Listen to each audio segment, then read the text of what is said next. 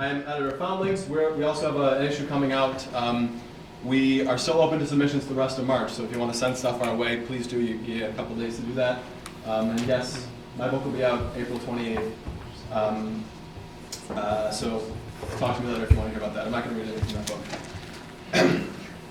All right, so this first one is Untitled. I was a junior high teacher once, and it was not easy. So Untitled. Why him? One says. Of anyone, why him? The fan spins. It is September, a noon that feels like 4 o'clock, that dead time when all the kids have gone, and I'm alone with my thoughts of leaving. But they're in front of me, weeping. 23 12-year-olds, today 22. And the only name I know is his, the one who isn't here. They're looking for someone to blame.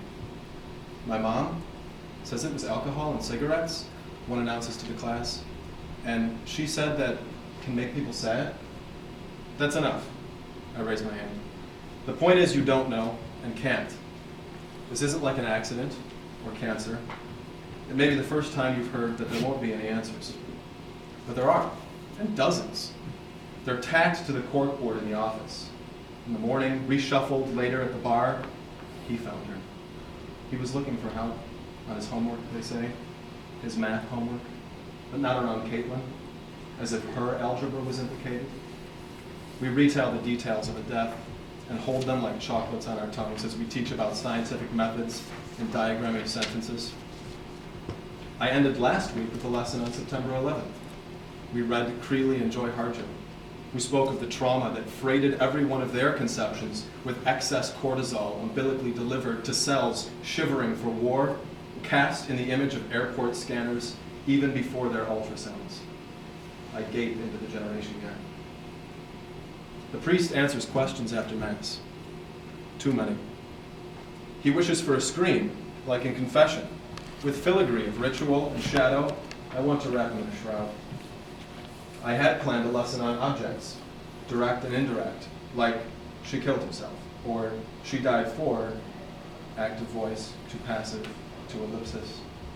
Instead, I read to them from Robert Frost. A poem about angels, swan diving from paradise joyfully to take on earthly ignorance and pain. It makes me feel better until I realize they're 13, max, and I haven't taught the metaphor yet. Blank stares. The bell rings.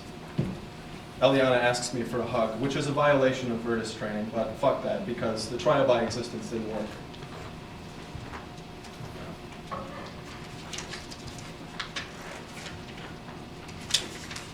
When the buses finally come, I'm left alone to think of leaving, and the image of her twisting in the light of a reluctant summer evening, yielding to another school year, an object, indirectly twisting by degrees, but not appreciably any different from any angle, just like the ceiling fans above me, stirring dead air and velleities and the papers that I'm grading.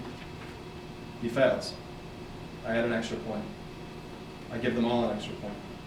I go to change the grade book, and those fans, or else a breeze, send the papers scuttling everywhere. Idiotic angels, 8.5 by 11, and many missing names, with red ink scars, and brave, looking for more pointless pain to take.